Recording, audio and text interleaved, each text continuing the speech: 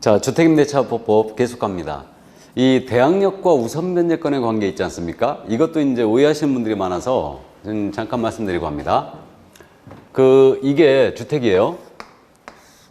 이게 주택인데 여기에 임대인자 소유자인 갑이 있어요. 여기에 1번에 저당권이 들어왔거든요. 그 다음에 2번에 임차인이 들어왔어요. 임차인 을이 들어왔는데 이 임차인의 계약기간이 1년 6개월이나 남았답니다. 근데 이 상태에서 이 갑이 이 주택을 병에게 매각을 한 거예요. 팔았어요. 매매로. 그러면 이 경우에 임차인 을은 계약기간 1년 6개월 남았으니까 나 1년 6개월 뒤에 다 살고 나갈래 하고 이 병에 대하여 대항할 수 있겠는가 이 문제예요. 이게. 자, 이 경우는 이제 생각을 해보면요. 원래 이제 법 원칙에는 매매는 임대차를 깨트린다는 원칙이 있다고 그랬죠. 그래서 이제 물권은 채권에 우선한다. 이런 원칙이 있는데 이 룰을 깨버린 게 대항력이라고 그랬어요. 그러면 이 저당권이 먼저 들어와 있잖아요. 이자를 생각해 보면 주택이 매매가 된 경우에 이 저당권은 아무 영향이 없죠. 그러니까 저당권은 물권이에요. 누구에게나 주장할 수 있기 때문에 결국 물권이라는 것은요. 생각을 해보면 이 물건에 대한 가치에 관심을 두고 있는 거예요, 지금. 그러니까 이 물건의 소유자가 누구인가는 아무 관심이 없는 겁니다, 사실은. 그러다 보니까 이 저당권자는 정상적으로 매매가 된 경우는 아무 영향이 없어요. 즉 소멸하지 않는다는 얘기죠, 저당권이. 그러면 이자에게 피해가 없으니까 이때는 임차인에게 그대로 대항력을 인정을 해주는 거죠. 이게 대항력이에요. 원래는 이 병이 살겠다 그러면 나가야 된다고 그랬죠. 근데 이제 이 룰을 깨버린 게 바로 대항력이에요. 그러니까 선순위 저당권이 있지만 임차인 을은 1년 6개월 뒤에 이사 갈래 하고 병에 대하여 대항할 수가 있어요. 그럼 이때는 우선 면역권에 문제가 생기지 않아요. 매매였으니까. 그러면 매매뿐만 아니고 교환으로 넘어가든 증여로 넘어가든 상속이 되든 그 양수인에게 모두 대항할 수 있고요. 이 양수인은 임대인의지를 그대로 승계하게 됩니다. 자, 그런데 이번에는 이 병이 이 주택을 경매로 낙찰받았어요. 경매로. 그러면 경매의 경우는 저당권이 소멸하잖아요. 근데 저당권이 소멸하는데 임차인의 대항력을 여전히 유지시켜주면 결국은 이 저당권자가 피해를 입게 돼요. 왜 그러냐면 이 물건이 계속 유찰될 거 아니에요. 그럼 낙찰자 입장에서는 이 보증금을 떠나야 되기 때문에 결국은 유찰이 될 거라. 그러면 결국은 저당권자가 피해를 입어요. 저당 가치가 훼손되는 거죠, 지금. 그러니까 결국은 이렇게 경매로 낙찰받은 자에 대해서는 선순위 저당권 때문에 이 임차인은 이 병에 대하여 이제 대항할 수가 없어요. 대항할 수가 없습니다. 그래서 결국은 이 저당권 때문에 을은 병에 대하여 이제 대항할 수가 없게 되는데 이 주임법이요, 임차권에 대하여 강력한 물권적 효력을 인정하고 있지만 결국은 이 선순위 저당권은 강력한 물권이거든요. 담보물권이에요. 그러다 보니까 이자와 이제 그 이해관계를 계속 조정을 하고 있어요. 그래서 이때는 선순위 저당권이 있다면 이 저당권 때문에 임차인은 대항할 수가 없게 되고요. 결국 우선면예권 행사만 남는 거죠. 그러면 결국은 대항력이 없다는 얘기는 임차인은 무조건 나가야 된다는 얘기예요. 그럼 임차인은 순위에 따른 배당을 요구해야 되죠. 배당을 요구해서 이제 배당을 받고 나가면 되는데 임차인이 배당 요구했는데 전액을 회수 못했어요. 보증금 예를 들어서 1억에 예를 들어서 8천만 원밖에 회수 못했다. 2천만 원 회수 못했잖아요. 그럼 2천만 원 우선면예권 못 받은 거예요. 그러면 이 2천만 원에 대하여 이걸 가지고 갑에게 대항할 수 있느냐? 이거 병에게 대항할 수 있느냐? 대항 못하죠. 대항 못한다는 얘기는 무조건 나가야 된다는 얘기예요. 그 얘기고 그 못 받은 2천만 원은 이제 갑에 대하여 달라고 해야 되죠. 물론 못 받겠죠. 경매 넘어갔으니까. 그래서 이게 바로 이제 대항력과 우선면예권의 문제다. 근데 만약 이 을이 가장 먼저 왔잖아요. 가장 먼저 오게 되면은 이때는 이 임차인은 저는 망고땡이라고 하죠. 망고땡이에요. 가장 먼저 오게 되면. 그래서 이 임차인은 가장 먼저 왔잖아요. 이 주택이 매매로 넘어가든 경매로 넘어가든 모두 대항할 수 있어요. 가장 먼저 왔기 때문에. 그래서 모두 대항할 수 있고 우리 판례는요. 이 임차인 경매로 넘어간 경우에 두 가지 권리 다 있대요. 대항력을 행사하든 우선면예권을 행사하든 자유롭게 행사할 수 있다는 거예요. 그래서 만약에 요 가장 먼저 온 임차인이 주택이 경매로 넘어갔거든요. 나 이게 찝찝해서 이 집에 살기 싫다. 이사 갈 테니까 배당 요구 배당해달라 하고 배당 요구했어요. 그래갖고 배당 요구해갖고 배당을 했는데 가장 먼저 왔음에도 보증금 2천만 원 회수 못 해버린 겁니다. 그럼 그 못한 금액 갖고 이번엔 병에게 대항할 수 있다는 거예요. 그러니까 결국은 가장 먼저 오게 되면 이건 망고땡이 되는 거죠. 자, 그래서 이제 우리는 날짜로 우선 면제권이 누가 먼저냐, 저당권과 누가 먼저냐 이걸 따져봤고요. 그 다음에 이제 대항력과 우선 면제권 관계를 따져봤는데, 그렇기 때문에 그저 날짜로 따져본 이유가 실무적으로 그렇게 같은 날에 그런 일이 벌어질 수 있어요. 동시에 저당권 들어오고 막 그럴 수 있습니다. 신축 주택 같은 경우는 그런 일이 있죠. 그래가지고 우리가 실무를 하다 보면요, 그 신축 아파트 같은 거 입주하잖아요. 그러면 임대인 명의로 이전 늦게 하기 전까지는 일단은 신축 아파트 같은 경우는 한 2달 정도가 걸려버려요. 길게 걸리면. 그러다 보니까 임차인이 먼저 들어가더라 이거예요. 그래가지고 그때 이제 임차인이 먼저 들어가면 항상 저런 사태가 벌어지기 때문에 은행에서 담보대출을 안 해줘요. 그러면 이제 임대인이 큰 문제가 생기죠. 그렇기 때문에 나중에 담보대출 받을 때 저당권, 주민등록을 한번 빼야 된다. 이런 특약을 꼭 걸죠. 근데 이때 임차인이 주민등록 안 빼주잖아요. 그럼 무지하게 머리 아픕니다, 이거. 자, 그래서 이제 대항력, 우선 면제권의 내용을 다 따져봤습니다. 그럼 이제 최우선 변제권으로 가볼까요? 최우선 변제권.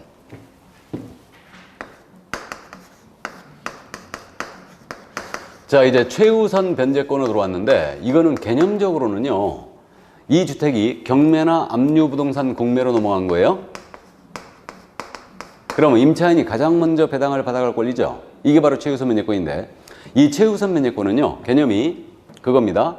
보증금 중 일정액이에요. 보증금 중 일정액을 다른 담보권에 우선하여 변제받을 권리. 이게 바로 최우선 면제권이에요. 그래서 여러분들이 개념 구분해야 됩니다. 우리가 주택임대차보호법 어디를 뒤져봐도요, 최우선 변제란 말 없어요. 없습니다. 우리가 강학상 쓰는 표현이지만 시험에서도 최우선 변제라는 말을 일반적으로 다 쓰고 있고요. 이게 그래서 우리는 이제 만약에 최우선 변제라는 개념을 보증금 중 일정액으로 표현했잖아요. 그럼 이거는 최우선 변제예요. 근데 우선 면제권은 후순위 권리자, 기타 채권자. 그러니까 후순위 권리자, 기타 채권자로 출발하면 우선 면제권. 보증금 중 일정액으로 출발하면 최우선 면제권이에요. 그래서 이 점을 구분을 해 두시기 바랍니다. 그럼 임차인이 최우선 면제를 받기 위해서는 요건이 어떻게 되냐면, 요건이 일단 대항 요건을 갖춰야 돼요. 이 대항 요건을 언제까지 갖춰야 되냐면, 이 주택에 대한 경매 개시결정 등기 전까지 갖춰줘야 됩니다. 이거 왜 그러냐면요, 최우선 면제라는 것은 가장 먼저 저당권보다 먼저 배당을 받아가는 거 아니에요. 근데 경매 개시결정 등기가 됐음에도 불구하고 그 후에 들어온 임차인에게도 최우선 면제 인정해버리면 결국은 임대인이 허위의 소액 임차인 만들 수 있죠. 그러다 보니까 그걸 막기 위해서 경매 등기하기 전까지 입주와 주민등록을 해놔야 됩니다. 그래야 최우선 면제를 받을 수 있고요. 그 다음에 보증금이 지역별로 이른바 소액 보증금이어야 돼요. 그러니까 최우선 면제는 소액 임차인을 보호하기 위한 규정이에요. 그래서 소액 보증금이어야 됩니다. 그러면 보이세요? 계약서의 확정일자는 최우선 면제 요건이 아니에요. 아닙니다. 그래서 확정일자라는 것은 우선 변제권의 요건일 뿐이에요. 대항력이나 최우선 면제 요건이 아닙니다. 일단은. 그래서 대항력권을 경매 등기 전까지 갖춰야 되고 소액 보증금이 된다. 그러면 이제 소액 보증금의 범위가 어떻게 되냐면, 이건 이제 자세하게 나중에 이제 더 할 건데, 일단은 서울특별시예요. 서울특별시는 소액 보증금이 얼마냐면, 이거는 1억 1천만 원을 초과하면 돼요. 1억 1천만 원을 넘어섰잖아요. 그럼 아예 최우선 면제 임차인이 안 되는 거예요. 그래서 1억 1천만 원 이하 되고, 서울을 제외한 과밀 억제 권역입니다. 그래서 경기도 일부 이제 과천, 성남, 의정부, 수원 이런 데들의 과밀 억제 권역이죠. 과밀 억제 권역에 있어서는 1억 원 이하야 돼요. 보증금이. 그 다음에 광역시 있지 않습니까? 광역시는요, 보증금이 6천만 원 이하야 됩니다. 그 다음에 기타 그 밖의 지역이요. 기타 지역은 5천만 원 이하야 돼요. 보증금이. 그래야지만 최우선 변제를 받을 수 있죠. 그리고 광역시 중에요, 인천광역시가 있거든요. 인천광역시 중에 일부 지역이 과밀 억제 권역이 아닌 지역도 있는데, 인천광역시는 일단 과밀이에요. 그러니까 인천광역시는 과밀로 올라가고요. 광역시의 군지역들이 있죠. 군지역들은 전부 다 기타 지역으로 내려갑니다. 이렇게. 그래서 인천광역시 부평구에 있는 주택이었다. 그러면 이제 1억 이하야 돼요. 그 다음에 인천광역시 강화군에 있는 주택이었다. 그러면 이제 기타 지역으로 내려가니까 5천만 원 이하이면 됩니다. 그러면 이 금액 이하로 왔다면 최우선 변제를 받을 수 있고요. 이때 최우선 변제해 주는 금액은 얼마냐?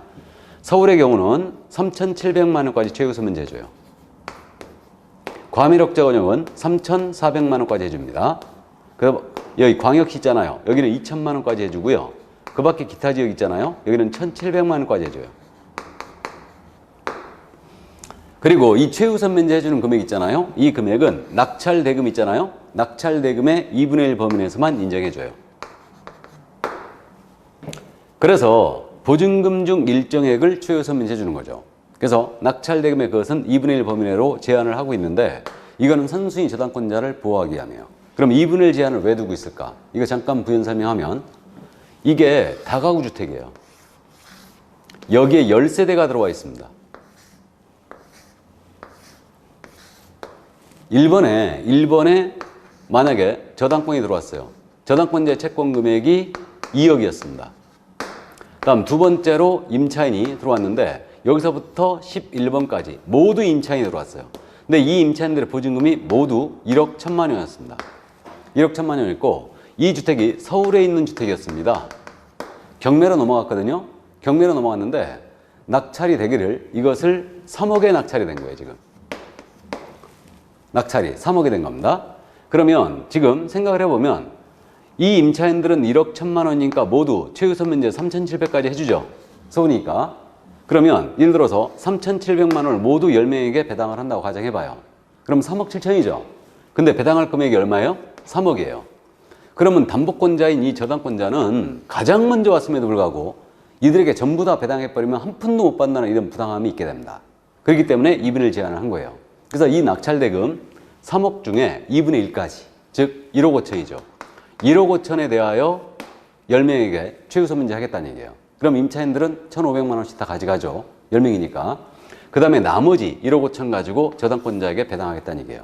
그래서 최우선 면제는 낙찰대금의 2분의 1 범위 내에서만 최우선 면제를 해준다. 이렇게 되고, 참고해요. 이거 나중에 이제 다 기억할 필요는 없는데 서울 정도는 기억해야 됩니다. 기억해야 되고요. 이쪽 금액 있잖아요. 최우선 면제 해주는 금액은 이쪽 금액의 3분의 1이에요. 감 잡혀요? 그러니까 숫자 참고하시기 바랍니다. 자, 그래서 이게 바로 이제 최우선 변제에 관한 내용이었습니다. 근데 여기서 실무적인 문제를 잠깐 생각해 볼까요? 서울 소재 주택임대차예요. 서울. 그러면 서울은 지금 현재 보증금액 1억 1천만 원 이하면 최우선 면제를 받을 수 있죠. 근데 최우선 면제 경매로 넘어왔을 때 해주는 금액이 3,700까지 밖에 안 해주잖아요. 그럼 나머지 이거 6,300만 원인가요? 아닌가? 7,300이네. 1억 1천이니까. 그럼 7,300만 원에 대해서는 최우선 면제를 못 받는다는 결론이 나와요. 맞습니까? 그러니까 일정 금액에 대해 해주니까. 그러니까 최우선 변제 요건에 확정일자는 요건이 아니에요. 근데 최우선 면제가 보증금 전액을 해주는 게 아니기 때문에 실무적으로는 소액 임차일지라도 계약세 확정일자를 받으세요 하고 유도를 해야 되죠. 이해되세요? 그래서 그 나머지 금액에 대해서는 7,300에 대해서는 우선 변제권 행사할 수 있도록 확정일자를 받도록 유도해야 되죠. 그렇게 됩니다. 이게. 자, 그래서 거기까지 이게 바로 이제 최우선 변제에 관한 내용이었어요. 자, 그럼 이제 임차권의 등기 명령제가 나오지 않습니까? 자, 임차권의 등기 명령제를 보도록 합니다. 요 임차권 등기 명령제는 이거는 왜 들어왔느냐?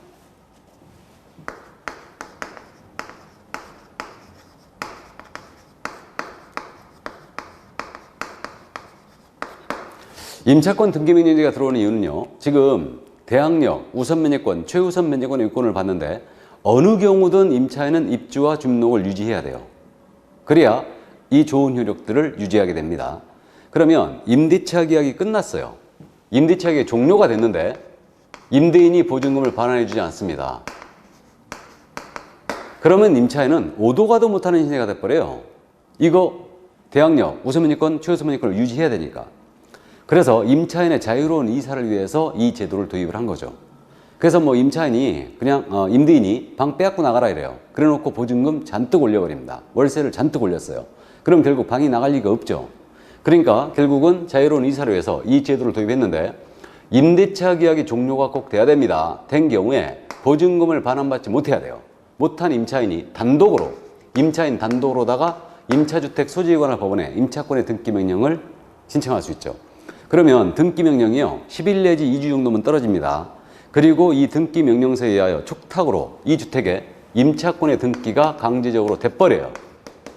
그럼 우리는 이 임차권 등기의 효력을 기억을 해야 돼요. 임차권 등기의 효력을. 그럼 임차권 등기가 됐지 않습니까? 되게 되면 이 등기한 때로부터 임차인은 대항력과 우선 변제권을 취득하게 돼요. 그러니까 임차인에게 대항력 우선 변제권이 없었어요. 그럼 등기한 때로부터 취득하게 되고요. 근데 입주 주민도 확정일자 받아놓으면서 이미 취득한 대항력 우선 변제권이 있어요. 그건 그대로 유지가 돼야 되겠죠? 유지가 되고 이사를 가더라도 이게 유지가 그대로 돼요. 기취득한 대항력과 우선 변제권은 그대로 유지가 됩니다. 이사를 가더라도. 그러니까 자유로운 이사를 위해서 도입을 한 거잖아요. 자, 그래서 대항력 우선 변제권을 취득하게 되고요. 그 다음에 임차권 등기했지 않습니까? 하고 이제 이사를 갔어요. 그럼 집이 됐죠. 그러면 임차권 등기 후에 이 임차권의 등기 후에 들어온 임차인이에요. 새로운 임차인이 들어온 거예요. 그 임차인은 소액 임차인일지라도 최우선 변제는 인정하지 않아요. 이거 최우선 변제는 인정하지 않습니다. 근데 확정일자 찍었어요. 그 확정일자에는 우선 변제권은 인정을 합니다. 그럼 임차권의 등기 후에 들어온 임차인은 최우선 변제를 인정하지 않는다는 얘기예요. 왜 그랬을까? 이것 때문에 그런 거 아니에요? 자, 보시면 이게 이제 주택인데 1번에 저당권 들어왔어요. 그 다음에 두 번째로 임차인이 들어왔는데 이자가 소액 임차인이에요. 이게 소액 임차인입니다. 그럼 저당권자는 지금 그랬을 거 아니에요. 내가 가장 먼저 설정을 하지만 내 뒤에 들어온 임차인이 만약에 소액 임차인이었다. 그럼 지역별로 3,700, 3,400, 2천만 원, 그 다음에 이제 뭐 1,700만 원 이걸 양보해야 된다. 이런 신뢰를 하고 있었죠. 하고 있었는데 이자가 나간대요. 임차인이. 그러니까 아주 조활하겠죠. 근데 보증금을 안 돌려준다고 하니까 이 임차인이 임차권 등기 명령 신청한 다음에 임차권 등기를 해놓고 이사를 가버린 거예요. 그러면 소액 임차인이 빈 자리는 소액 임차인이 들어올 가능성이 크죠. 그렇기 때문에 그 다음에 임차인이 새로 들어왔는데 이자가 또 소액 임차인이에요. 그러면 이 저당권자는 또 이자에게 일정 금액을 양보해야 되느냐 이런 문제가 생깁니다. 이건 안 된다는 얘기죠.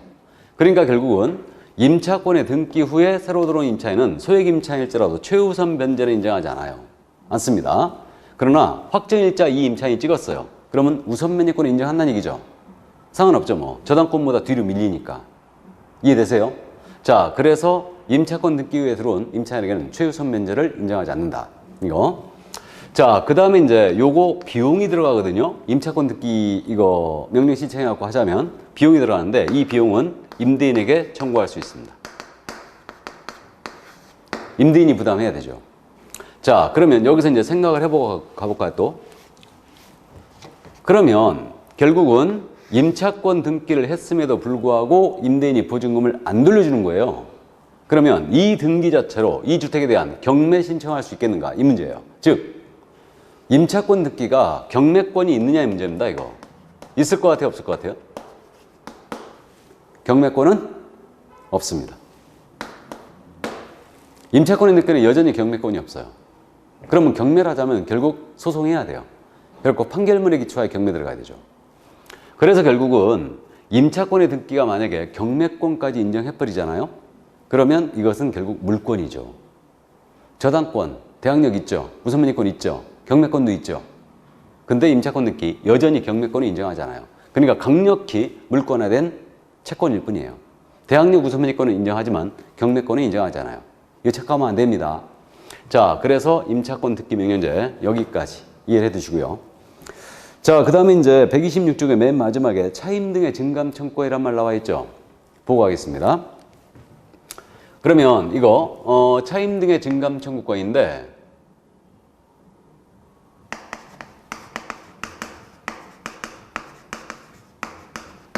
감액에 대한 제한은 없어요. 근데 증액에 대한 제한만 하고 있습니다. 증액 올리는 거. 그래서 이제 증액 제한을 하고 있는데 이 증액 제한은 기존 보증금과 월 차임의 20분의 1을 초과하여 증액하지 못합니다. 20분의 1 이걸 초과하지 못한다. 그럼 20분의 1이라는 것은 프로테이저로 한 사람 몇 프로예요? 5%죠. 그래서 5%를 우리에 이게 5%를 초과하여 증액하지 못합니다. 이게 그러면 만약에 보증금이 1억이었다. 그럼 올린다고 했을 때 이때는 5% 제한이니까 보증금을 올린다면 1억이었다면 이때는 500만 원이에요. 그죠? 500만 원이고 그 다음에 월세가 100만 원이었어요. 그러면 올린다. 그러면 5% 제한이기 때문에 결국 105만 원이에요. 여기까지 갈 수 있는데 이 증액 제한 규정을 우리 대법원이 어떻게 새겼냐면요. 이 규정은 임대차 계약 존속 중에 경제사정의 변동 등으로 인하여 월 차임과 보잉이 적정하지 않게 됐을 때 이때 증액하는 경우에만 적용이 되는 거다. 따라서 임대차 계약이 종료되어 증액을 하거나 임대차 계약 존속 중일지 하라도 당사자 합의로 증액하잖아요. 이때는 적용이 없다라는 거예요. 있으나마나한 거죠. 사실 이렇게 된다면 종료되어 올리거나 또는 합의로 증액 시에는 이 규정 적용이 없다는 겁니다. 이게 우리 대법원의 태도예요. 일단 참고해 두시고 그 다음에 보증금을 월세로 전환시키는 거 있죠? 월세 전환 시 이율 제한을 하고 있는데 이거는 연 10%죠. 연 1할 연 10% 또는 한국은행에서 공시한 기준금리가 있죠. 한국은행 공시 기준금리에 더하기 3.5죠. 더하기 3.5 중 낮은 비율을 초과하여 전환하지 못한다 그랬어요. 그러면 연리 10% 또는 한국은행에서 공시한 기준금리가 있는데 지금 현재 한국은행 공시 기준금리가 연 1.5%죠. 연 1.5% 이렇게 되는데 여기다 더하기 3.5니까 5%죠. 그러니까 이 중 낮은 비율이니까 지금 현재 5%를 초과해 전환하지 못합니다. 그러니까 보증금을 월세로 전환시킬 때 연리 5%를 지금 현재 초과하지 못한다는 얘기예요. 그래서 그 낮은 비율을 초과할 수 없다 그랬어요. 그리고 증액 제한 규정 있잖아요. 월세 제한 시 이율 제한 규정. 이걸 초과해 지급했잖아요. 초과해 지급하게 되면 이거 다 반환 청구할 수 있어요. 초과 지급된 것은 반환 청구가 가능하다. 왜? 무효니까. 당연한 얘기입니다. 자, 그래서 이게 바로 이제 차임 등에 대한 증감 청구권이었고요. 이게 이제 주택임대차보호법의 주요 골자였어요. 그래서 이거 말고도 내용이 더 있거든요. 있는데 이거는 이제 기본서가 나오면 우리가 차츰차츰 익히시면 됩니다.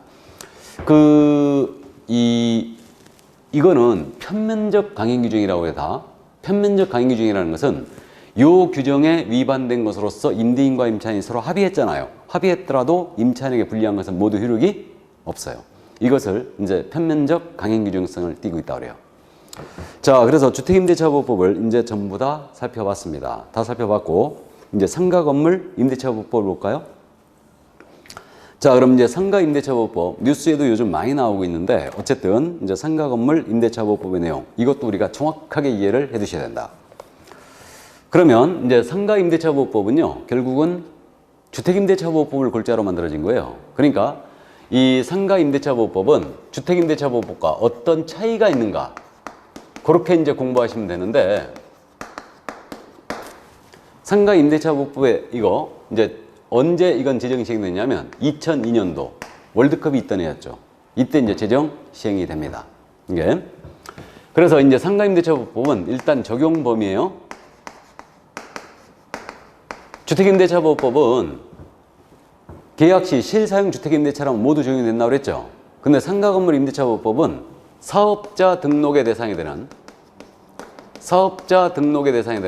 영업목적 건물의 임대차에 한하여 적용합니다.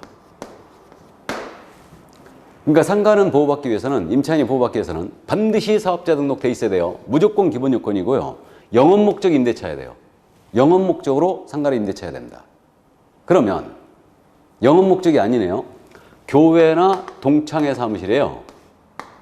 그러면 교회나 동창회 사무실은 이건 영업목적이 아니죠. 그러니까 적용이 없습니다. 이거는 자, 그래서 이제 사업자 등록의 대상에는 영업목적 건물의 임대차 하나에 적용한다. 그럼 이 상가 건물이 미등기, 무허가 건물일지라도 실제로 영업용으로 쓰게 되면 보호가 된다는 얘기죠. 그 얘기고 그 다음에 주된 부분은 영업용으로 써야 되죠. 주된 용도가 영업목적이 됩니다. 일부를 주거용으로 써도 상관이 없죠. 이거는 똑같고요. 주입법과 그 다음에 이거 미등기 전세 있잖아요. 미등기 전세, 채권적 전세도 적용이 됩니다. 그 다음에 상가, 일시사용 상가 임대차예요. 당연히 적용이 없죠.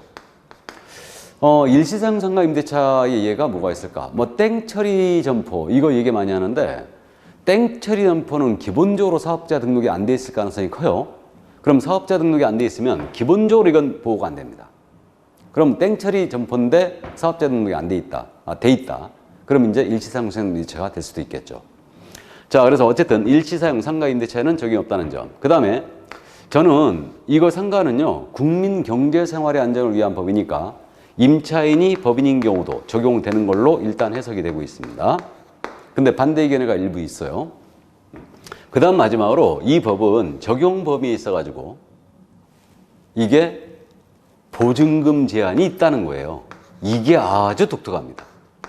보증금 제한 규정이 있어요.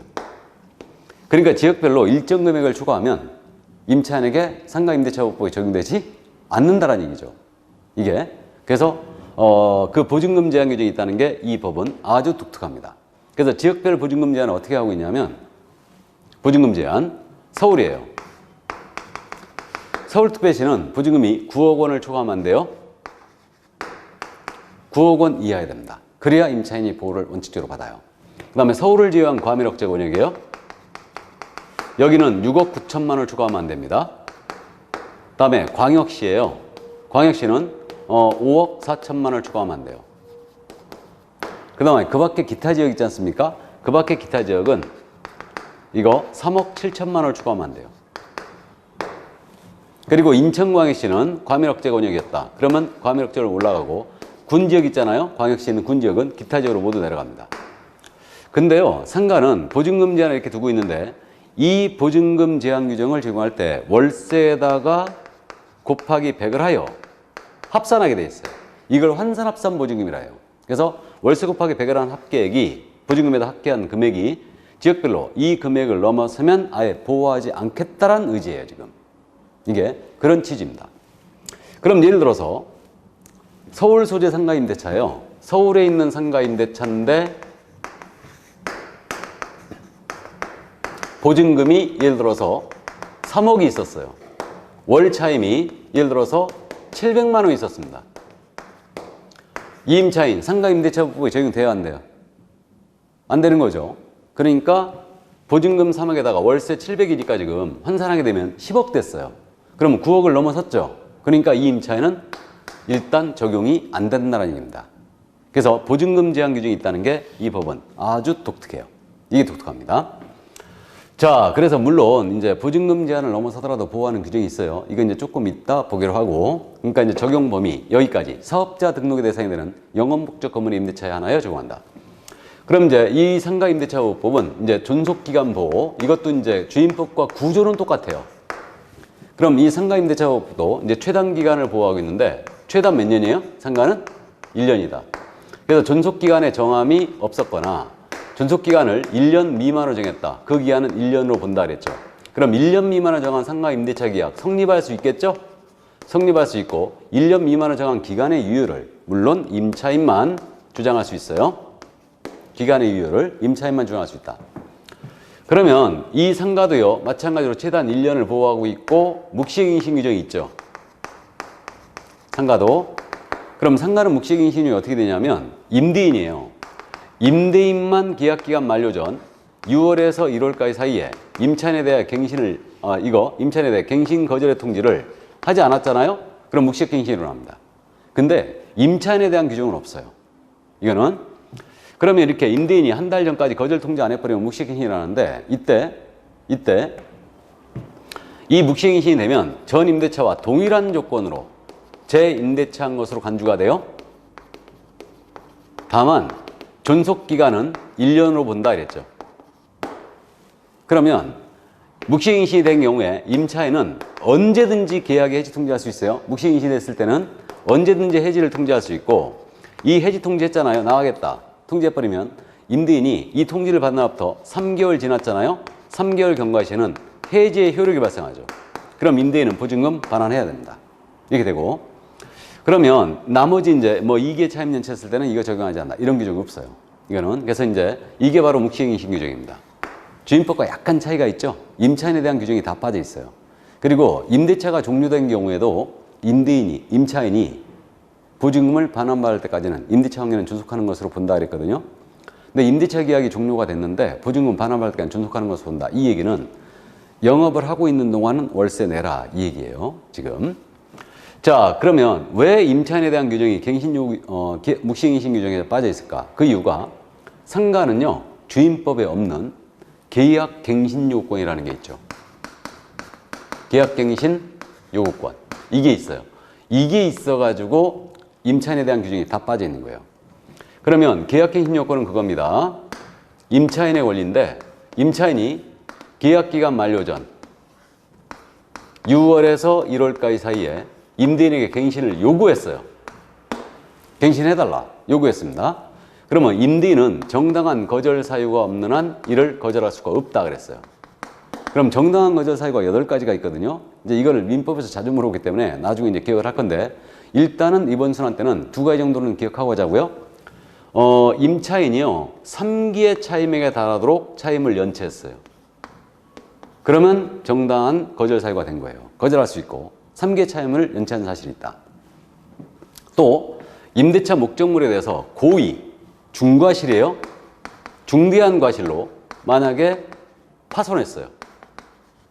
그러면 거절할 수 있어요. 그 밖에 뭐 임의 전대양도 했다든가 쌍방합의에 상당한 보상을 했다든가 그 임대차 계약 당시에 건물 노후화 등으로 재건축 계획이 있어서 대부분 철거한다든가 뭐 안전상 사고의 우려가 있어서 대부분 철거한다든가 일부 멸실로 인하여 임대차의 목적을 달성할 수 없다든가 이런 사유들이 있으면 거절할 수 있어요. 이런 사유가 없는 한 절대 거절할 수 없고요. 그러면 이거는 최초 임대차 기간을 포함하는 거예요. 최초의 임대차 기간을 포함을 하여 10년을 초과하지 않는 범위 내에서 계약갱신 요건을 행사할 수 있습니다. 그래서 우리가 뉴스 보셨잖아요. 상가는 10년 보장해 준다고. 그러니까 임차인에게 큰 하자가 없다면 임차인은 10년 동안은 영업을 할 수 있는 거예요. 왜? 인테리어 공사비 같은 거 엄청 들어갔거든요. 이게. 그러면 이렇게 갱신요구로 갱신의 임대차의 효력은 어떻게 되느냐? 그 효력은 전 임대차와 동일한 조건이에요. 전 임대차와 동일한 조건으로 재임대차한 것으로 간주가 되는데 다만 보증금과 월차임은 대통령령이 정하는 범위 내에서 증감을 청구할 수 있다라고 했어요. 그러니까 임차인의 갱신 요구를 받아들이되 결국은 보증금과 월세는 올릴 수 있다는 얘기죠? 이 얘기예요. 그러면 또 여기서 생각을 좀 해보면 지금 같은 기간이거든요. 이렇게 임대인은 같은 기간에 한 달 전까지 거절 통지했어요. 나가라. 임차인은 갱신을 요구했습니다. 갱신해달라. 그럼 이런 거절 사유가 없는 한 누가 이긴다? 임차인이 이기죠, 당연히. 그래서 임차인의 이제 둘이 이렇게 충돌하게 되면 결국은 임차인이 이깁니다. 거절 사유가 없는 한. 그래서 그 정도 일단 이해를 해두시고요. 그래서 이 갱신 요건이 조금 이제 상가에는 특별히 있다는 거 이해를 해두시고요. 주임법에는 이 규정이 없죠. 주임법에는. 자, 그럼 이제 전속기간에 대한 보호 다 봤고요. 이제 대항력으로 가보실까요? 대항력. 그럼 이 대항력의 구조 있지 않습니까? 주임법이든 상임법이든 구조는 똑같아요. 그래서 임대차 효력을 이 상가의 양수인에게도 모두 주장할 수 있죠. 이게 이제 대항력인데 이 대항력권은 이거는 상가는 상가 건물의 인도를 받아야 되고 주민등록 전입이 아니죠. 이건 사업자 등록 신청이에요. 사업자 등록증을 받은 때가 아니에요. 사업자 등록을 신청을 했다. 상가 건물의 인도를 받고 그럼 다음 날서부터 대항력을 취득합니다. 물론 다음 날은 다음 날 0시가 되겠죠. 그래서 다음 날부터 대항력을 취득한다. 그럼 이 상가의 양수인은 임대인의 지위를 그대로 승계하게 됩니다. 그럼 이제 이 사업자 등록과 관련된 사례들은 여러분들이 민법 시간에 공부하시는 거죠. 이게. 자, 그래서 대항력의 구조 똑같고요. 그 다음에 우선 변제권이 있지 않습니까? 후순위 권리자, 기타 채권자의 우선하여 변제받을 권리. 이 우선 면제권의 구조도 주임법과 똑같아요. 그래서 경매나 압류부동산 구매 시에 후순위 권리자, 기타 채권자의 우선하여 변제받을 권리입니다. 후순위 권리자. 이게 우선 면제권인데 요건은 똑같죠. 임차인에게 대항력이 있어야 되고요. 나아가 계약서에 확정일자 찍으셔야 됩니다. 확정일자 받는 것만 틀리죠. 주임법과. 그럼 주임법에서는 확정일자를 뭐 동주민센터, 그 다음에 뭐 등기소, 그 다음에 공증인사무소 됐는데 여기 상가는요. 확정일자를 어디서 받는 것만 허용하냐면요. 관할 세무서장 있죠? 이자에게 받은 것만 허용해요. 주의해야 됩니다. 우리는 실무니까. 세무서장에게 받은 것만 이거 확정일자를 인정한다. 자, 그래서 일단 우선면제권의 구조 똑같다. 그래서 이제 경매로 넘어갔다. 그러면 자기보다 뒤로는 권리하고다. 먼저 배당을 받아갈 권리, 물권적 효력을 역시 상가에도 인정을 한 겁니다. 자. 자, 그럼 이제 다시 이쪽으로 가서 여기 최우선 면제권이 있죠. 최우선 면제권. 그럼 최우선 변제권의 구조도 사실은 이거 상가나 주임법이나 똑같아요. 구조는. 그래서 보증금 중 일정액을 다른 담보권에 우선하여 변제받을 권리. 이게 이제 최우선 면제권인데 상가 있잖아요. 이거 대항 요건 갖춰야 되고 경매 개시결제 등기 전까지 입주와 인도와 상가 건물의 인도와 사업자 등록을 신청해야 됩니다. 그 다음에 소액 보증금해야 돼요. 똑같습니다. 똑같은데 이때 소액 보증금의 범위가 어떻게 되느냐? 상가요. 서울이에요. 서울은 상가 같은 경우에 이제 소액 보증금 범위가 6,500만 원 이하에 됩니다. 그 다음에 과밀억제권역은 5,500만 원 이하에 되고요. 여기 광역시자 여기는 3,800만 원 이하에 되고요. 그 밖에 기타 지역 있죠. 여기는 3,000만 원 이하에 됩니다. 근데요. 상가는 소액 임차인 있잖아요.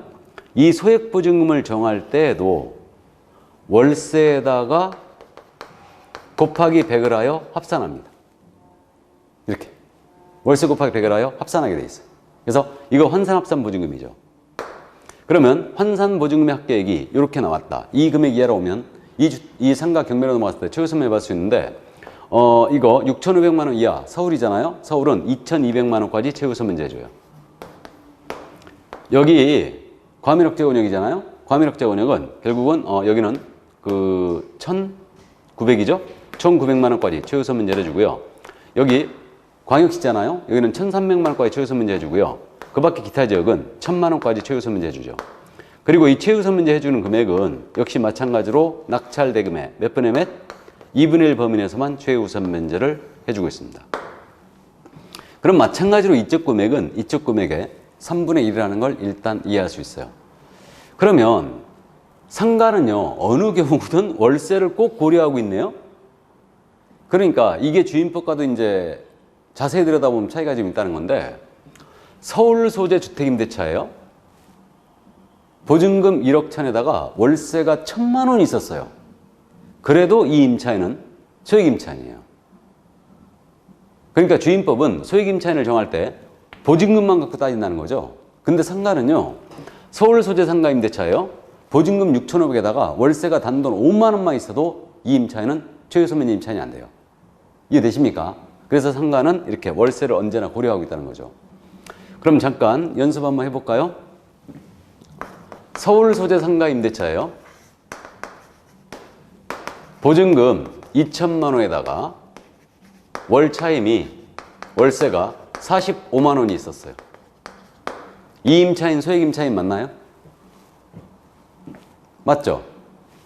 지금 보증금 2천에다가 월세 45만 원이니까 여기다 곱하기 100하에 합산하게 되면 6,500 됐죠? 딱 소액 임차인이 된 거예요. 그럼 이 상가 경매로 넘어갔을 때 이 임차인은 최우선 면제를 얼마까지 받을 수 있겠는가 이 문제예요. 얼마예요? 2,200이 아니고 보증금이 얼마? 2천만 원. 이 금액이죠. 2,200이 아니에요. 그러니까 뭔 얘기냐면 이쪽 금액은 최대로 받을 수 있는 금액이죠, 지금. 최우선 면제로. 그러니까 만약에 이쪽 금액보다 보증금이 적어버리면 그 금액으로 받을 수 있다는 얘기죠. 그 얘기입니다. 그래서 2천만 원이 되는 거지 2,200이 되는 거 아니에요. 200만 원 더 받아가면 이건 부당이득이에요. 자, 그래서 이게 바로 이제 최우선 면제 이거였고요. 자, 그 다음에 이제 임차권의 등기 명령제 있죠. 그래서 임대차가 종료된 경우에 보증금을 반환받지 않는 임차인이 단독으로 상가 소지지관할 법원에 신청할 수 있고, 임차권 등기가 됐잖아요. 그러면 대항력과 우선면제권을 취득을 시키고요. 임차권 등기 후에 들어온 임차인은 소액 임차인일지라 최우선 면제권은 없습니다. 똑같고요. 확정일자 찍었다면 우선면제권을 인정해줘요. 그 다음에 이 비용은 임대인이 부담하는 게 맞을 거예요. 역시 이제 경매권은 없다는 거. 그러면 임차권의 등기 명령제는 주임법이든 상임법이든 두 법이 완전히 똑같다는 얘기죠, 이거. 똑같습니다. 이렇게 되고요. 그 다음에 차임 등의 증감 청구권이 있죠, 이거. 증액 제한 규정. 그러면 여기 주임법은 지금 5% 증액 제한을 하고 있잖아요. 상가도 역시 5%예요. 100분의 5의 금액을 초과할 수 없다. 상가도 5% 제한을 하고 있습니다. 그 다음에 월세 전환 시율 제한 규정 있죠. 이거는 상가는 연 12%예요. 연리 12% 또는 한국은행에서 공시한 기준금리가 있죠. 이 기준금리에 곱하기 4.5예요. 곱하기 4.5 중 낮은 비율을 초과에 전하지 못한다 그랬어요. 차이가 있죠. 여기 궁시 기준금리에 이건 더하기 3.5죠, 지금. 그 다음에 이거는 곱하기 4.5에 지금 상가는 왜 그랬었냐? 원래 주임법도 이거 곱하기 3.5였어요. 근데 한국은행 공식 기준율을 올릴 것이 지금 예상이 됐기 때문에 이게 곱하기로 해놓으면 쭉쭉쭉 올라가더라 이거요. 그래가지고 더하기 3.5로 해놨어요, 지금. 더하기 3.5. 근데 여전히 상가는 곱하기 4.5입니다. 그 다음 이제 요거 초과 지급된 것은 반환 청구할 수 있다라고 주임법은 명문의 규정을 두고 있는데 상가는 이런 규정이 없어요. 없는데 당연히 반환 청구할 수 있죠. 초과 지급된 것은. 이건 강행 규정이기 때문에 마찬가지로 편면적 강행 규정성이 있기 때문에 이거 초과 지급되면 반환 청구할 수가 있습니다. 일단은. 자, 그러면 이제 주임법과 비교했을 때 여기까지예요. 상가는 여기까지인데 상가는 기본적으로 권리금이 있죠. 그러니까 권리금 보호 규정을 이해를 해 두셔야 돼요. 그래서 상가는 일단은 계약갱신 요건은 이제 주임법에 없는 내용으로서 일단 말씀을 드렸고요. 권리금 보호 규정 요것을 이해해 두시는데 거기 그저 130쪽에 있죠, 지금. 그럼 교재 순서대로 할까요? 차입연체와 해지란 말 나와 있죠. 주임법에는 해지 규정이 없었어요. 해지 규정이 없는데 상가는 해지 규정이 있습니다. 해지 규정. 그래서 여기서 보시죠. 그럼 주택임대차보호법은요. 해지에 관한 특별 규정이 없었는데 상가는 해지에 관한 특별 규정이 있어요. 몇 기 차임연체라고 되어 있어요? 3기 차임연체예요. 3개 차임에 달하도록 연체했다. 상가는 그럼 이때는 이제 계약을 해지할 수 있다는 얘기죠. 그러니까 이거는 특별 규정이 지금 주임법에는 없습니다.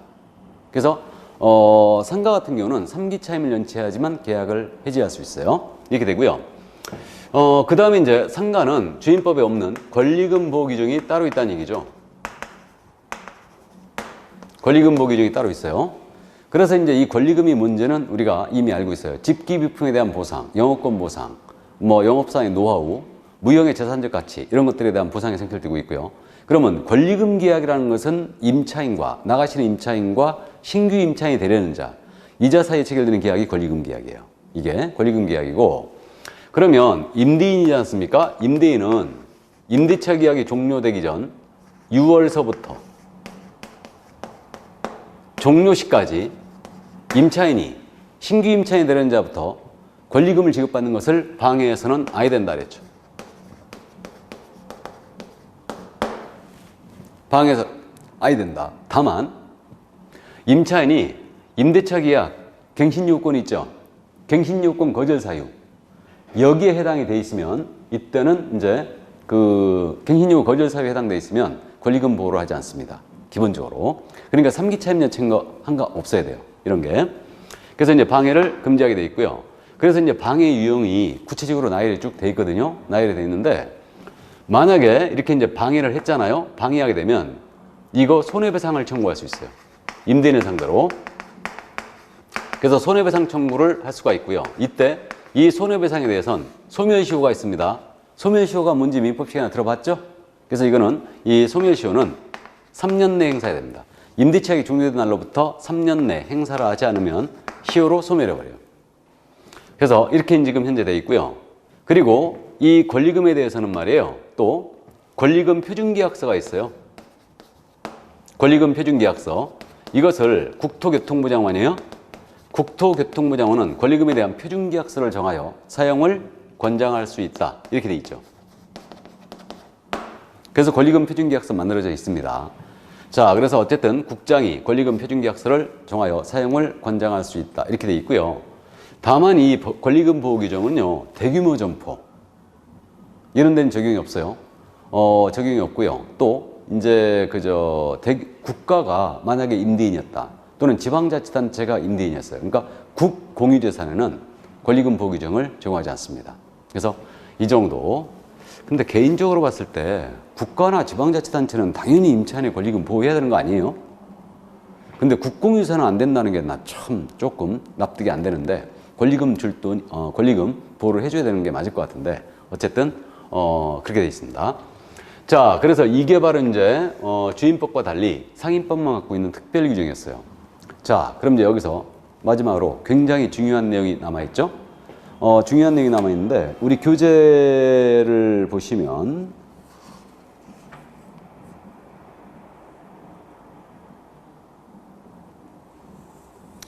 우리 교재 127쪽이죠. 127쪽을 다시 한번 보시면 보충학습 부분을 보세요. 127쪽에 보증금 초과 임대차 등 상가건물 임대차 보호법의 내용이 적용되는 경우 일어났죠. 그러니까 말씀드리기를 지금 우리 상가 임대차 보호법은요, 적용 범위에 있어서 이렇게 보증금 제한을 하고 있어요.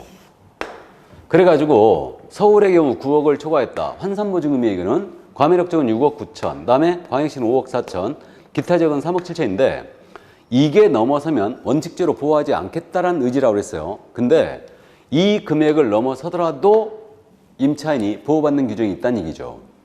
이게. 그래서 상가는 월세가 워낙 세기 때문에 이렇게 예외 규정을 두고 있는 거예요. 그래서 원칙적으로 이 금액을 넘어서면, 지역별로 넘어서면 보호를 안 하겠다는 얘기인데 그 보호되는 규정이 지금 뭐라고 써 있냐면 보증금액, 환상보증금 포함 그래갖고 상가건물 임대차 보호법령에 규정된 적용금을 초과하는 임대차에 대해도 대항력 규정, 임차인의 계약갱신 요건 규정, 권리금 회수기의 보호 규정, 임차인의 차임연체기 상기의 차임에 해당하는 때는 임대인이 계약을 해줄 수 있다는 내용 등은 상가건물 임대차 보호법 규정이 적용된다라고 했어요. 이게 그 얘기입니다. 그러면 서울의 경우 지금 이 상가 임차인 보증금 3억에다가 월세 700이었어요. 그럼 이 임차는 상가 임대차 보호법이 적용이 안 된다고 그랬죠. 하지만 이 임차인일지라도 보증금 제한을 초과했을지라도 이 임차인에게는 대항력을 인정합니다. 대항력 보호 규정 적용하겠다는 얘기예요. 이거. 그 다음에 계약갱신 요건 있죠. 이거 보호하겠다는 얘기죠. 그러니까 전국에 있는 상가 임차인 있잖아요. 상가 건물에 인도를 받고 사업자 등록 신청했잖아요. 그럼 다음 날부터 대항력 취득해버립니다. 그리고 또 계약갱신 요건이 있죠. 다 갖고 있죠. 전국에 있는 상가 임차인은. 이렇게 돼 있고. 그 다음에 또 뭘 보호한다고요? 여기. 3기 차임 연체했을 때 계약 해지할 수 있다고 그랬죠? 이거하고 그 다음에 권리금 보호 규정. 이거 보호하겠다는 얘기예요. 그러니까 전국에 있는 상가 임차인은 모두 대항력이 있어요. 그 다음에 전국에 있는 모든 상가 임차인은 계약갱신 요건이 있습니다. 10년 보장 받는 거예요. 그 다음에 또 이렇게 해지 규정, 3기 차임 연체하자면 계약을 해지할 수 있고요. 마지막에 권리금 보호를 모두 받고 있는 거예요. 그러면 도대체 보증금 제한을 넘어섰을 때 보호 못 받는 게 뭔데? 한 가지만 기억하자고요. 우선 면제권. 그러니까 상가 임차인이 서울인데 이 임차인 있지 않습니까? 보증금 제한을 넘어섰어요. 그러니까 보증금 3억에다가 월세가 700이었습니다. 저 임차인은 말이에요. 보증금 제한을 넘어섰기 때문에 계약서에 확정일자 찍어도 우선 면제권이 없어요. 일단 그 정도만 기억하자고요. 그래서 그 정도 이제 이해를 해 두시고요. 저한테 상가 임대차 보호법을 시험 문제를 내라가면요. 실무적으로 이거 굉장히 중요한 내용이에요. 마지막에 한 내용. 이건 보호받고 이건 보호 못 받고. 그러니까 임차인의 보증금에 따라서 환산 보증 금액에 따라서 이건 보호받고 보호 못 받고 보호받고 보호 못 받고 설명해 줘야 돼요. 그렇기 때문에 이 정도 이해를 해 두시기 바랍니다. 어렵죠? 자, 그래서 상가건물 임대차 보호법의 내용 이제 다 봤습니다. 그러면 이제 경매를 남겨놓고 있는데요. 이거는 조금 쉬었다 할까요? 예, 조금 쉬었다가 경매를 나가도록 하겠습니다. 잠시 쉬죠.